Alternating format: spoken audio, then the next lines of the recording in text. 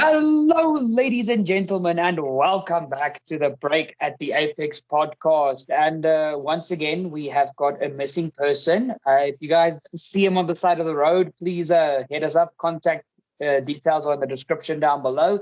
He's gone missing with some terrible excuses, as usual. But besides that, BT, how are you doing this evening? Yo, I'm good, man. I'm good. Still cold in Cape Town. Tired of this winter, bro. Can't wait till summer. But yeah, do Monday a bit, but I'm good in yourself. No, I'm good, man. I can just see for tonight's podcast, me and you, we both have very low energy levels. It's that Yeah, time of the month. most deaf. Oh, yeah, and to be honest, we didn't have the most exciting Belgian Grand Prix until like the last 10 laps. Yeah, It was going to be another Spa ball fest, and then Hamilton and Russell and Piastri decided, well, let's just give them a bit of entertainment before the fans fall asleep in the grandstands, yeah. which I applaud them for. But that actually wants me to head into my first topic. The most unexpected thing after the race, Russell's disqualification. What is that even about, man? Like seriously, did not expect that at all. Look, dude, I don't have much information about it, but I was quite shocked. I saw it this morning. I totally tuned out after the race. I didn't watch the commentary or anything like that. Um, Apparently the car was not on the right weight. Apparently, so I don't know how Mercedes missed that before the race started. But I have to give it up to him. He did actually have a ballsy strategy there. At some point, I thought it was impossible for him to pull it off, but I mean, clearly he was nursing his tires throughout the race. Mm, And apparently, he had those tires for over 30 laps, and he still managed yep. to actually keep Lewis Hamilton behind, which is it kind of showed courage. And unfortunately for him, that probably was most probably the best drive he's had this season or ever. It's debatable, but it is what it is. FIA disqualified him, and there's nothing Mercedes can do about it. Yeah.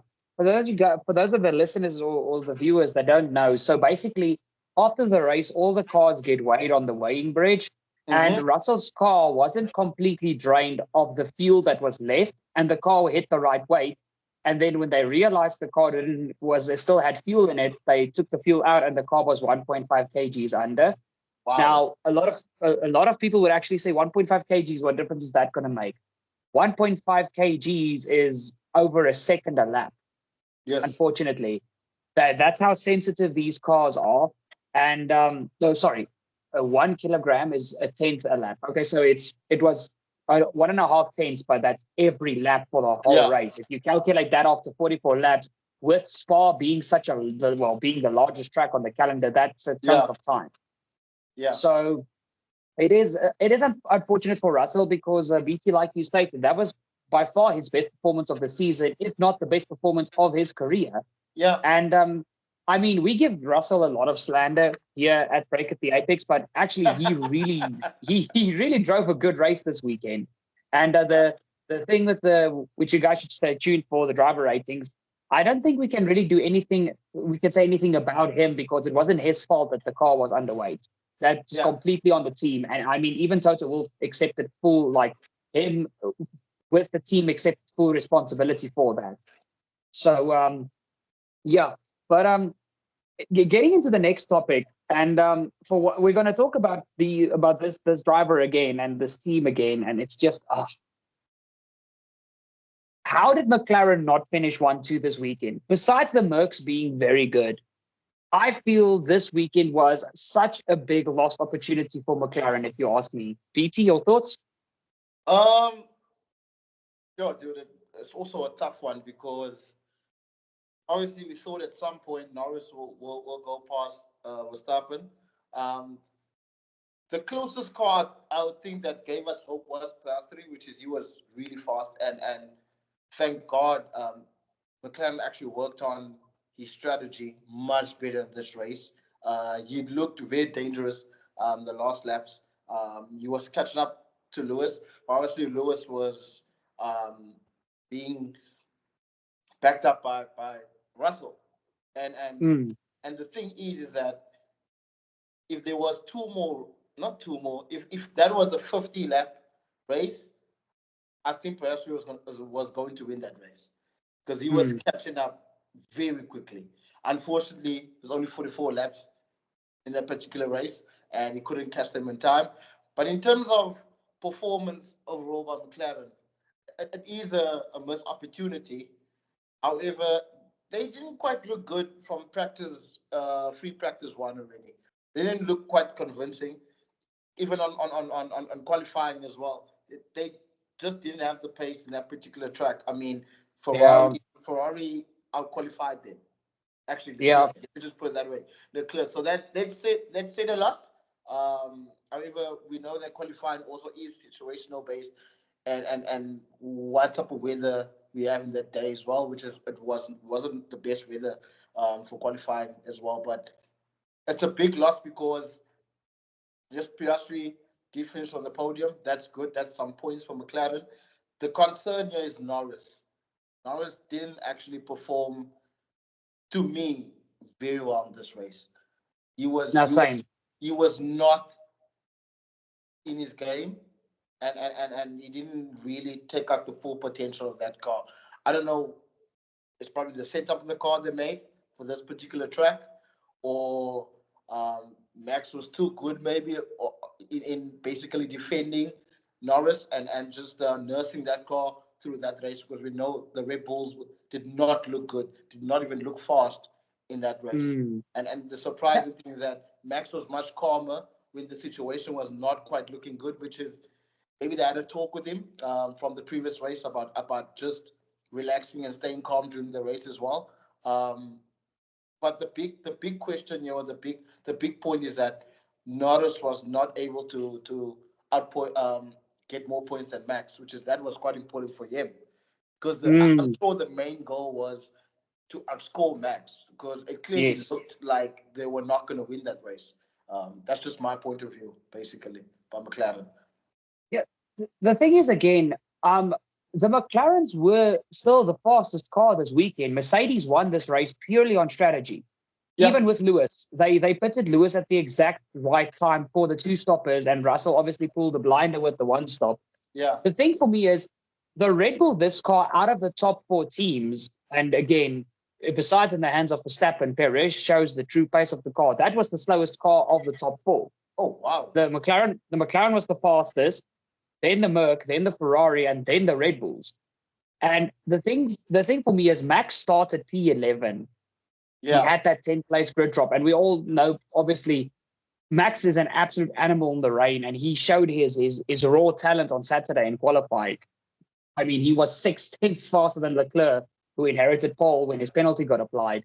yeah, And it for me, it was just McLaren had an open door, and Piastri said after the second pit stops that clearly clean air is king because the McLaren, as soon as he got into some open space and he wasn't stuck behind other cars, he was catching Lewis by 1 to 1.5 seconds a lap on the exact same tire strategy. That's how fast the McLaren was. And the thing with Spa, people think because it's this wide, very fast track that it's an easy track to pass on, but it's not. If these modern F1 cars are so fast and they've got so much aero and traction, most of the corners on the track are flat out. And if you take away the braking zones and take away the driver's skill where they just have to do this, then it is hard to overtake. And I just think Max did a brilliant job to defend from Lando, and the same can be said for Russell against Hamilton and Piastri.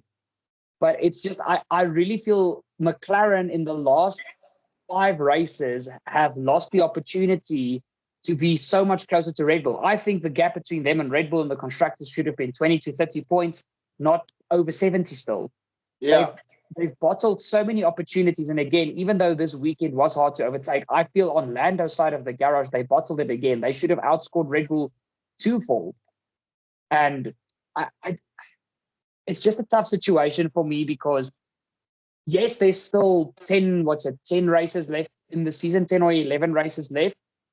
But with Max always being Max, if he finishes constantly top five and the other teams with Ferrari and Mercedes take points off McLaren, Max is easily winning the drivers, and Red Bull can still steal the constructors if Perez figures something out. Not that I think he will, but it's just very big lost opportunity in my opinion. Yeah. So the question is now is that what happened on the previous race where McLaren favored Piastri to win, right? Do you think that will actually nail them as the season goes? Go back to them in terms of a very negative decision or a bad decision, because we just saw now Norris, which is closest, he's close to Verstappen for the championship. He didn't finish first, second, or third, and Max outscored him. Which is, if McLaren did actually let Norris win that race last week, Norris would be much closer to Max now. Yeah, absolutely. The thing is just, obviously we talked a lot about it. If you guys want to see what we talked about last week's Hungarian Grand Prix, go check out the previous race review. I honestly think like people are making memes about this on social media, but it's a possibility. The fact that if Lando loses his championship by say 7 points, the difference between first and second is 7 points, and then everybody's going to go back to Hungary and be like, why didn't McLaren just keep them 1-2? Piastri's win was going to come at a later stage in any case. They ruined so many aspects of that of Piastri's first win, Norris catching in the championship, just a bigger story than just getting Piastri his first win. And I honestly think McLaren messed up last week by swapping those two cars back. Yeah, me too, because it's, as you said, it's going to nail them in the butt, to be honest. But we don't know what's going to happen for the rest of the season. After you see, I don't really see Red Bull are in defense mode already. If you actually watch yesterday's race, they're in defense mode already. They realize now, look, we're halfway through the season, and if we can actually keep one of the McLarens behind us, then Max is winning the championship, particularly in terms of Norris. And if we can outscore them in some races, we have a chance to actually just maintain that lead in the constructors table. So I don't know what McLaren's strategy was in Hungary. Do they want to do they want to keep the, how can I say, the synergy alive, everyone to be happy in the team, or do they really want to win a construction championship and potentially a drivers championship? That's the big question. Look, one thing that I do want to mention, because I know I'm contradicting myself on my previous statement. I thought as soon as McLaren and Ferrari showed, even before Mercedes got in the mix, as soon as they showed that they were faster than the Red Bulls, I was like, okay, constructors is on, but drivers, I don't see with these 3 different teams and 6 different drivers now taking points of each other, anyone catching Max for the drivers. Yeah. And like Graham said on the previous podcast, the main thing that Red Bull wants is the drivers' championship. I mean, you don't go back in history and talk about who was the fastest constructor. You look at the driver that won that season, and then you go to the team. But there's more team-wise. There's more money with the constructors, and it's very true what you said. Red Bull are now in defense mode, and it leads us very, very nicely to the next topic. And this is a bold statement, but I think Red Bull are replacing Perez before we start the second half of the season. I think in the summer break, we're going to get a little bit of an oozy-doozy breaking news. Perez has been moved down to RB, and I think they're going to put Ricciardo in that seat.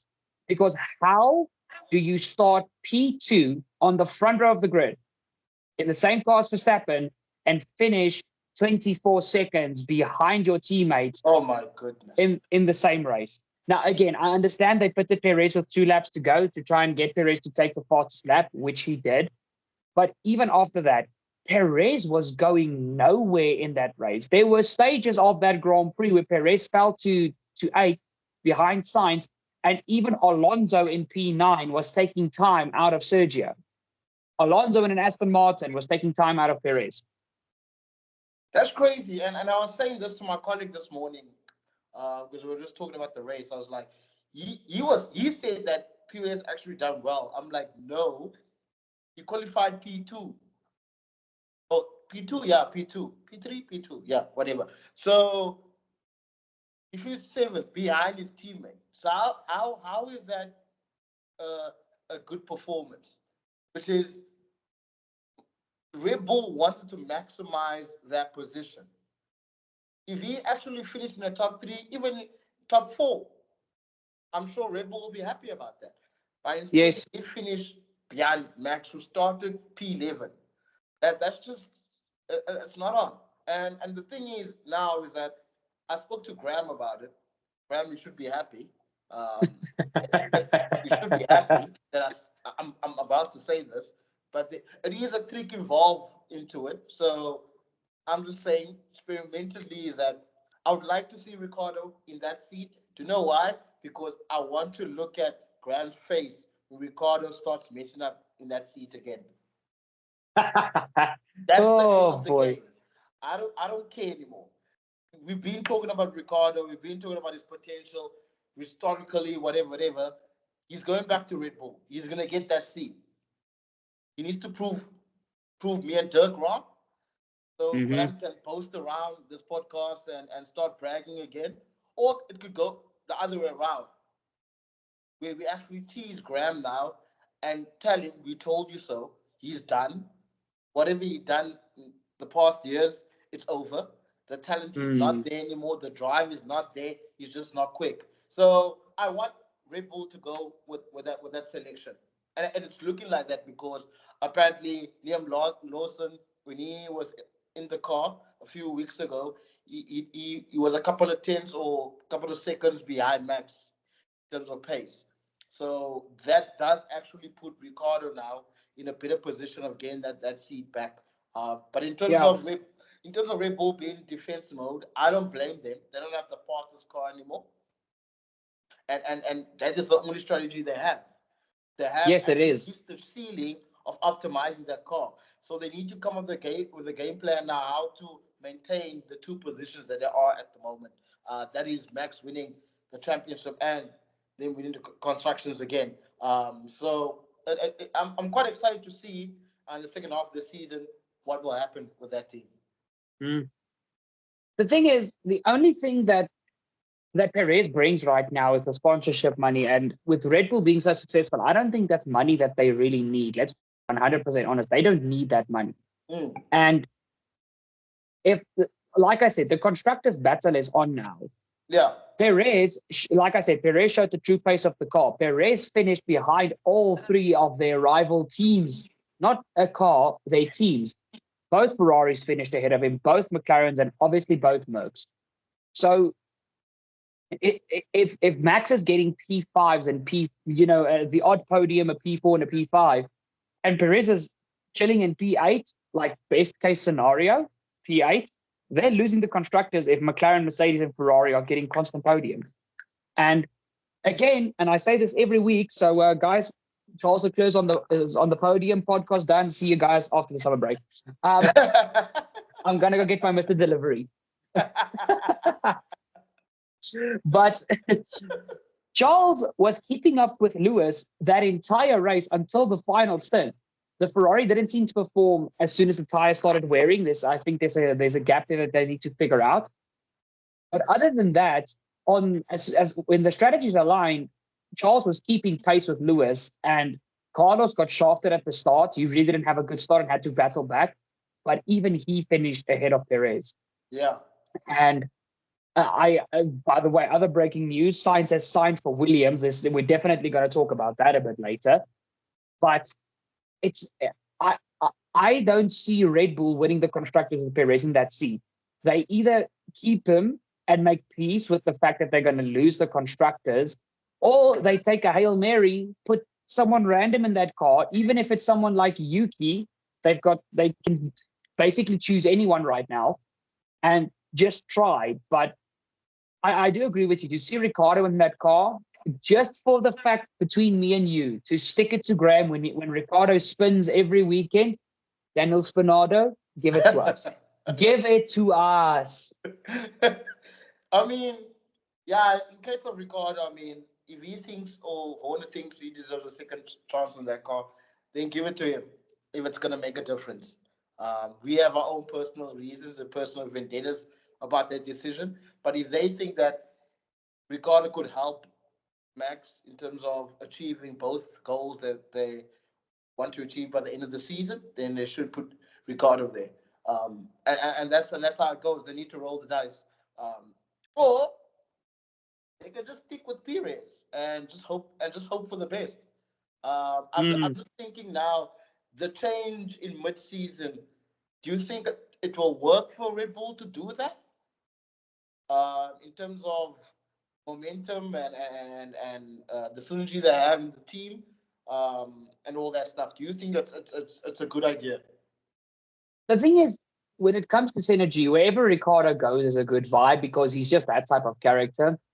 But that's not what that's the last thing that Red Bull needs now. They need someone fast. And again, this is no disrespect towards Checo Perez, because again, I always state he's still in Formula One driving. He's still good. He's not a Logan Sargent or Nicholas Latifi. Again, Yeah, all due respect. yeah, He is still Sergio Perez, a proven race winner. It's just the car is in the team is in a situation now where we've been dreaming about this ever since these regs came out. When or what if the other teams catch up? And now they have, and Perez is not there. Perez is, I think if him and Max start on the same row, Max is probably lapping him with 5 laps to go. That's my honest opinion. And I think Red Bull, they've got a constructors to lose now, and they've got no other options except try something else or lose it. And because Perez is not supporting Max, so Max is carrying the drivers' championship by himself, and because Perez is not performing, he's carrying the constructors as well. I mean, look at the competition. Yes, we give Russell a lot of stick, but he's an incredible strategist when the cars are racing. You've got Lewis Hamilton in the second, not in the second, but in the other Mercedes, 7-time world champion. You've got probably two of the quickest other drivers on the grid in the form of Charles Leclerc and Carlos Sainz in a competitive Ferrari, which are never far apart. And now you've got these two young kids in the McLaren, which is the fastest car on the grid, and they are driving with the mindset of we've got nothing to lose. Let's just send it. Let's see what yeah, happens. yeah, So, and I don't care who you are, whether you're Max Verstappen, Michael Schumacher, Lewis Hamilton, you can't carry a whole team in two different championships with all that pressure. So, my personal opinion, if Red Bull decides to make a change now, I feel it would be for the better because they don't have any. They've got too much to lose now for not taking a chance. If they don't take a chance, for me, it's literally like signing a divorce certificate. You know it's done. Just sign the constructors away. yeah. No, for sure. You're right. You're right. I mean, So let's see how it goes. I mean, it might go. It might go good.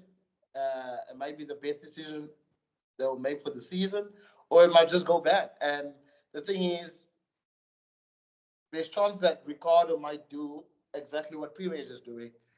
I'm not talking about in terms of crashing and all the accidents. I'm talking about maybe not scoring points on a consistent basis, or not finishing where he's supposed to finish in terms of yes, top five, top eight, maybe at best. So we will see, man. We'll see how it goes. yeah, I'm curious to see. I'm like going to keep the Red Bull news feed like pinned on my social medias because I want to see what their decision is. But talking about now driver swapping places, let's talk about this.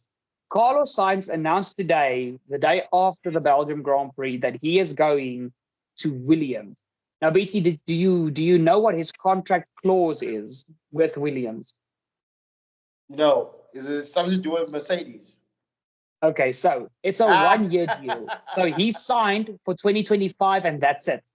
And the clause, according to rumors, this is not factual, but literally it's everywhere on any F1 news channel. Apparently, the clause in his contract is he will stay with Williams for 2025 and maybe even beyond 25 if he actually sees potential in what James Vowles and the team are heading for. because he feels the team should be at the front.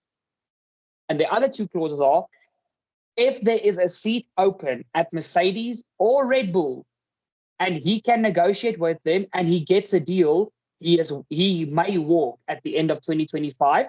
He's just there for one season, signed for. The rest is all up in the air. And if this is not just apparently, if this is true, Carlos Sainz is chefing right now.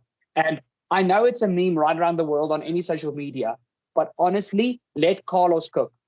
Let Carlos cook. He is not doing a Fernando Alonso going to a back market team and just signing his career away. That's not how Carlos Sainz functions. He said it himself. He wants to be a world champion. His dad is a multiple-time world champion in a bunch of different motorsports. And Carlos wants the exact same thing. So next year, I think Carlos is literally going to scope out the scenery, see what happens with the driver market, and see where Williams is going. And from there, he's going to make a decision. This signing to Williams is literally, it doesn't mean anything. He is still in the driver market as far as I'm concerned. Yeah, no, that's very smart from him and his team. I mean, it makes sense. Williams are at the back at the moment, so next year they probably will be in the same position, I would think. But we'll see how it goes. But I think the main thing here is I think Verstappen is going to Mercedes. You really think so? I really think so. The way this is structured, the way Carlos Sainz is structuring his contract or his clauses, he maybe knows something. I'm not saying he knows directly or he knows that Max is going to leave, but the stars are aligning at the moment. And if I was Max, you're looking at the Mercedes now, where all of a sudden they are the second fastest team. That's fast. As Graham said, Mercedes engine-wise always been brilliant, so that's an uptick for Mercedes as well. Wolf has come out publicly and said that he wants Max. Yeah. So these are all hints that I think Max is leaving. I think Max is leaving, and the way that Carlos Sainz and his team are so smart that they know some movement is going to happen. And when that movement happens, they're jumping into one seat. Yeah. If Max stays in Red Bull, he might go to Mercedes. We don't know. Yeah. If Max leaves Red Bull and goes to Mercedes, Sainz will be looking at the Red Bull seat. Trust me. Oh, absolutely. Yeah. So I like the way they structured the contract. I mean, to me, it looks like it's just a contract. It's just a signing that he made just for him to stay in Formula One. To be honest, but that's all it is. That's all it is, right? At this moment, that's all it is. Yeah, it's just saying that he wants to be around F1, just to drive for another year. But the initial decision is going to make next year, end of next year's season. Yeah. The thing for me is BT, and now that you mentioned this, it actually makes a lot of sense. So we just talked about the Red Bull situation. So if Perez stays, we know that seat's open next season, because if he keeps performing with the way he's performing now, there is no way Red Bull are keeping him for 2025 and onwards. They drop him and put someone like Lawson or Ricciardo in the seat, and they don't perform. Even if Max stays, there's still a Red Bull seat open. And it's the same with Mercedes. We know Russell's not moving, but Mercedes are still like they are heading for Kimi Antonelli if they can't sign Max. Yeah. So let's put that young 17-year-old in a top team, and let's say he does a Perez, he doesn't perform, and Mercedes do the same with him that they did with Ocon. Just take him, send him to another team to get experience, or take him out of the car and make him a test driver. That's an open seat for Sainz. And if I'm thinking out of the prospects of either a Christian Horner or a Toto Wolff, and again, I'm just grabbing at straws here, but if I'm leading a Formula One championship winning team and Carlos Sainz is just sitting on a platter and he's just like, I really want to drive for you, let's negotiate, I am jumping at that, especially if my main driver, like a Verstappen and a Hamilton, just heads to another team. I want a team leader. Yeah. And Sainz has got He's got the mentality, he's got the drive to do it, and he has got the pace. He does have the pace. So I think this is an absolute like checkmate move on the chessboard from Sainz within the driver grid. He's signed to Williams, but it's like you said, it's just to make sure he stays in F1 so that he can keep an eye on every single thing that's happening in that paddock. Yeah, and to add on that, it's also performance based on his side as well. If he's able to put that Williams finishing in a couple of races, he's selling himself.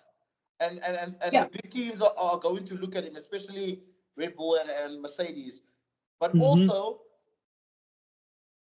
I think Mercedes will also be looking at it because they're not sure about Max. And I'm sorry to say this, but to me, it also another scenario is that signed with Williams. We know Williams and Mercedes have some sort of relationship. A Mm. swap could a swap could happen there. Oh, yeah, absolutely. Yeah, a Yeah. swap could happen there in 2026. Yeah, if they put Antonelli in that car and he's not performing, just swap him and Sainz. Yeah, It can't be that hard. And Sainz yeah, is in the Merc. yeah. And you know what? Another thing also, now that I'm thinking about it, there is so many uncertainties right now that, I mean, Max says he's staying with Red Bull. The next week he says he wants to go into endurance racing. The week after that he says no. Toto Wolff comes out and says, you know what? We're actually really trying for Max. There's so many places where if one of the big players or the big team makes a slight move, Sainz just moves in. Yeah. It's literally, he's just waiting for the door to open. He's literally standing in front of it being like, okay, as soon as it opens, I'm inside. And I honestly think Antonelli is getting that second Mercedes seat because for some other reason, Toto Wolff is sold on it. If he can't get Max, it's Antonelli. And if Antonelli's in that seat, with all due respect, he's 17 years old. I don't see a kid that young performing in such a high pressure team and pressure situation for a whole season. I think Sainz is just going to mid-season swap with Antonelli, put him in the Williams, let him get some experience. And another thing, we hype, and this is not just us. I'm talking about people who do podcasts and videos about F1. Everybody hypes up Albon so much because he's this incredible driver that is putting Williams in the points. What happens if Sainz completely wipes the floor with Albon next season? What happens then? Then Albon can't be the driver that everybody's looking to anymore. It's going to become Sainz. He has literally shifted this, and he's still busy cooking. I can't wait to see what Carlos does. I mean, let's be real. Sainz probably will cook Albon. Let's just be real. I mean, there's chances it will happen. So we'll see how it goes, man. We'll see. But Sainz is in a good position in terms of actually choosing the right team and to fulfill his goal of winning a championship as well. So we will see how it goes, basically. Yeah. And then actually the one last thing that I think we should talk about that's for me is actually a very good point. And for once they were actually seen in the race. Kick Sauber, okay? But no, listen to me. Bottas, with 8 laps to go, was behind Alonso. Alonso was 9, Bottas was 10. Why did they put him on the first occasion the whole season where Kick Sauber can score a point? They're the only team in this championship still sitting on 0 points. Why? Why did they box Bottas? Why did I say Albon? Why did they box Bottas? He was in the points and there was something like 6 seconds to the cars behind. He would have easily made it to the line. Yeah, and he was on hard. Obviously, he was on hard. And when he was behind Alonso, how many laps were left? 8 laps. Point? Oh my goodness. 8 laps. I don't know, dude. I don't know. Like literally, when me and my friend Johnny, we were watching the race last night, obviously, because I work on Sundays. Yeah. And we're watching this, and it was like 12 laps to go. And I told Johnny, quickly look at P9 and P10. And he's like, oh, Alonso in the Aston. Wait a minute. Bottas in the Sauber. I'm Yeah. like, Sauber can get a point here. And it was just when Piastri started catching Lewis and Lewis was starting to chase down Russell. And I'm like, oh, the race is going to get good. I look away for 3 laps. I look back and Bottas is P14. And I'm like, huh? And I think it was something like 7 or 8 seconds behind the car in 13. And I'm like, why? Why did you box him when there's points on the table? And now we can't really say that. I'm not saying that the Ricardo had a bad race, people. I'm just saying that Bottas kind of gave that P10 to Ricardo. Mm-hmm. To be honest with No, you. it's true. Yeah. It's not like Ricardo was doing these amazing things. He wasn't. It's just that Kick Sauber decided to put him. I don't know if Mm-hmm. something wrong with the car or did Bottas actually report that he's losing the tires or the tires are out, which is for him as a Formula One driver. If you know there's 8 more laps left, you could tell the team that you'll try to nurse the tires until the finish line, to be honest with you. Mm-hmm. So I have no explanation for that, to be honest. It's just a bad call from them. No, honestly, it completely baffled my mind. And honestly, besides that, there was really nothing more to talk about in this race. Mercedes shift, McLaren bottled, Red Bull was slow, Ferrari were just being Ferrari, and there was a disqualification. Race That's so race funny. rating. And speaking about Ferrari, they were really low key, and it's the second race they're very low key. In Hungary, Mm-hmm. they were low key. Nothing major happened, and in this race as well, they were very low key. So my question to you before we go is that is this Ferrari for the rest of the season? I don't think so. I honestly don't think so. Remember what I said the previous podcast? Ferrari are bringing big upgrades post summer break. Okay, and according to the reports, it sounds like with the drivers, Fred Vasseur and the technical guys, they figured out these previous upgrades that they couldn't capitalize on. And I'm curious to see because they are one of the only teams that didn't bring upgrades for Spa. Oh, almost every other car on the grid had upgrades on for this weekend, and the Ferrari didn't. And I mean, they were faster than Red Bull this weekend. Race pace, they outperformed Red Bull. Yeah, for And sure. the thing for me is, I mean, even if this is the Ferrari for the rest of the season, with Mercedes now being in the front, don't tell me when you insert a very fiery Piastri and a Lando Norris and a Max Verstappen that there's not going to be tension. And if Ferrari are just sitting there, they're going to nip these points.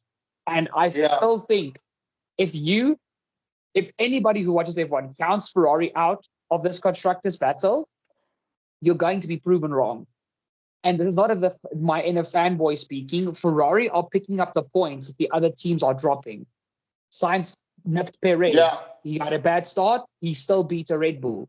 Leclerc, yes, with a disqualification, but he chefed the podium.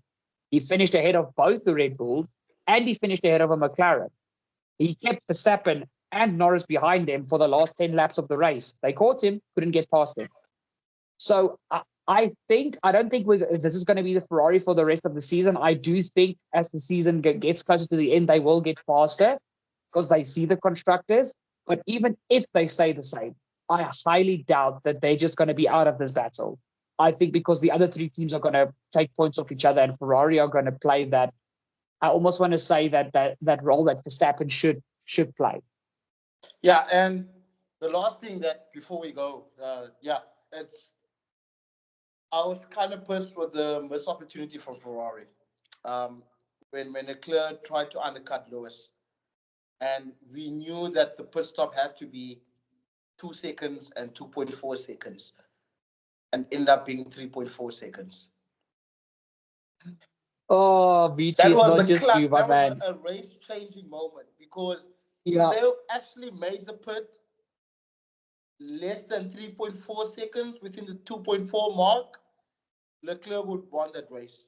or yeah, maybe Russell would won that race, but seeing that what happened to Russell, Leclerc would have been moved up to the beginning of the race.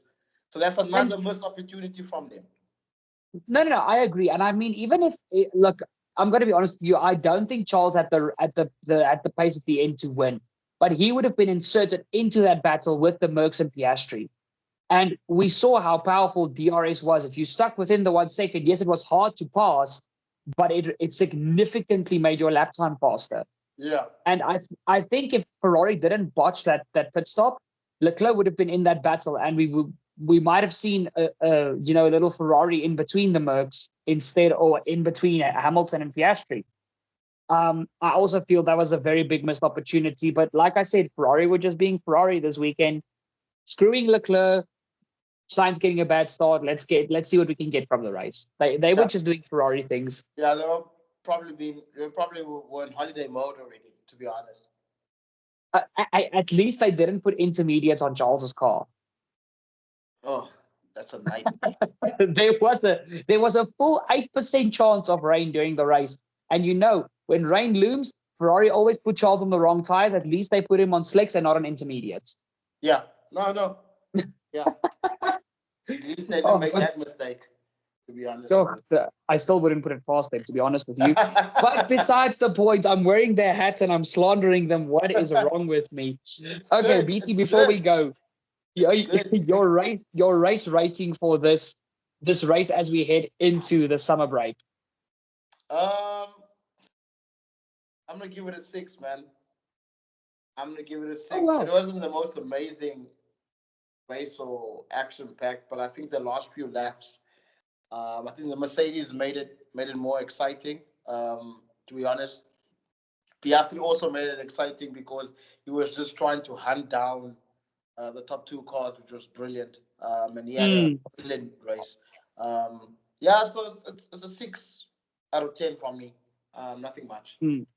Yeah. Yeah. So, ladies and gentlemen, if you're listening this on one of our listening platforms or viewing the podcast, if you guys want to hear more about how we talk about the drivers individually, I know we didn't touch on Lewis, we didn't touch much on Piastri. Stay tuned for the driver ratings. It's the next episode that will be posted. And my rating for once, actually, BT, for me, besides Piastri and Hamilton making that race exciting at the end, I'm going to be honest, the race was boring. Even strategy wise, there wasn't. It was you had hards and mediums. When do you put them on? That Yeah, was the only thing. that's all. Russell is the one that made that race exciting actually. So for me, it's a 5 out of 10. Um, I'm gonna be honest. After the first pit stops, I took a bit of a nap. So and I didn't miss anything. So in any case, but guys, that has been the race review. Make sure to stay tuned for the driver ratings. Make sure to hit the subscribe, ding that bell so that you don't miss a future video podcast or short here on the channel. Drop a like down below, and we'll see you guys in the driver ratings. And remember, we don't miss Graham. We Okay, don't. we're cool. We don't. Cheers, guys. Ah, that was smooth, man. Sure. Yeah, that was smooth.